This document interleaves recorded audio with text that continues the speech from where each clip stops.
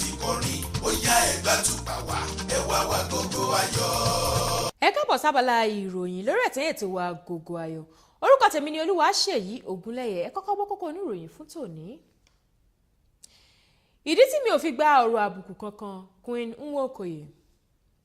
Ọmọ́tọ́lá Jáládé Kẹ́hìndé ṣe àgbékalẹ̀ orin tuntun. Ó léwu fún àwọn obìnrin láti bóra jù. Aṣaralóore kan nílùú Èkó ló sọ bẹ́ẹ̀. Ẹ wá nǹkan fìdílé kájọ gbádùn ìròyìn náà lẹ́kùnrẹ́rẹ́. Láti nǹkan bíi ọdún mẹ́wàá tí òṣèrébìnrin oníwà tútù bí àdàbà ní Queen Nwokoye ti darapọ̀ mọ́ iléeṣẹ́ Nollywood kò tíì sí ọ̀rọ̀ tàbí ìròyìn àbùkù kankan tó jẹ jáde nípa rẹ̀.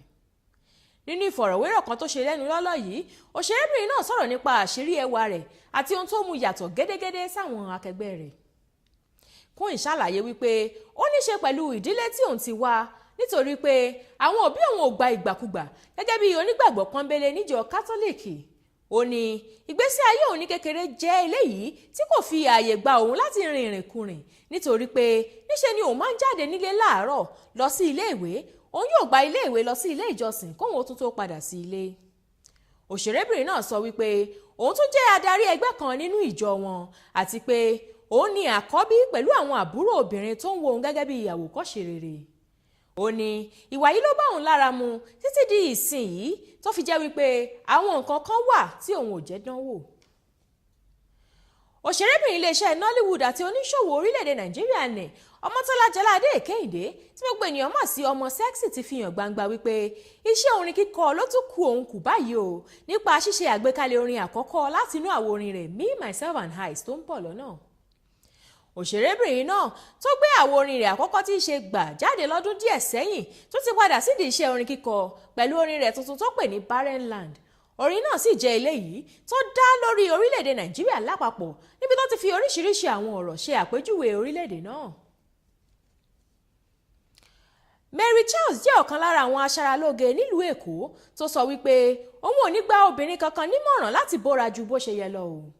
Nínú ọ̀rọ̀ rẹ̀ ó ní obìnrin lè bóra díẹ̀ sí bí wọ́n ṣe wà tẹ́lẹ̀ ṣùgbọ́n àṣejù lè ṣe ìjàmbá púpọ̀ fún wọn.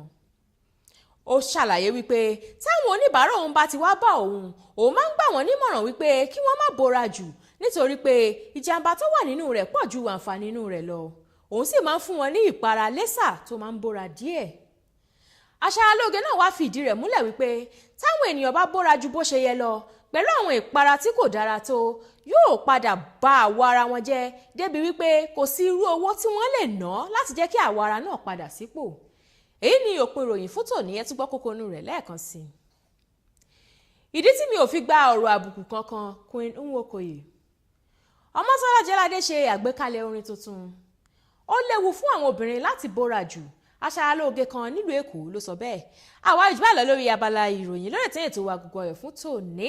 Lẹ́ẹ̀kan sí èmi ni Olúwaṣèyí Ògúnlẹ́yẹ tó sì ń tẹ̀síwájú. Ẹ máa bá wa kálọ o. Ètò yìí ló ń rán wa létí èdè àtàṣà wa tó ṣe kókó.